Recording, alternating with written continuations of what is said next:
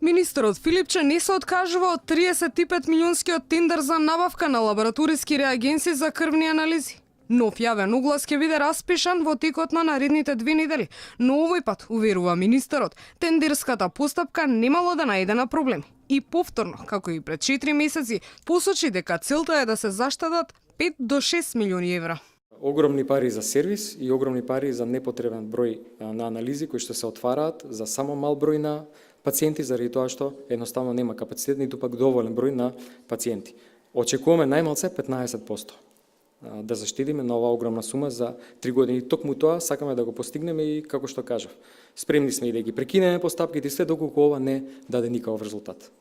Министерот тврди дека нема да има откази за вработените. Примероци од пациентите ќе се земаат на исто место како и досега. Министерството се откажа од опцијата транспорт на анализите низ цела држава.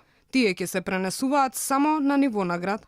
Во рамки на кампусот и сега се прави транспорт. Значи, транспортерите веќе тоа го прават за специфични анализи кои што ги има само на Институтот за биохемија, што мислиме дека сосем соодветно да се делумно прошири, не целосно, освен во дело на специфичните анализи, заради тоа што нема потреба да има толкав голем број на апарати, а сите специфични анализи, вклучително и тие на инфективната клиника, ќе се прават таму. Претходниот тендер беше поништен во август, а предизвика низа контроверзија откако се обелодени дека само една фирма се јавила како понудувач, а како подизведувач компанија која била регистрирана 4 месеци пред распишување на тендерот.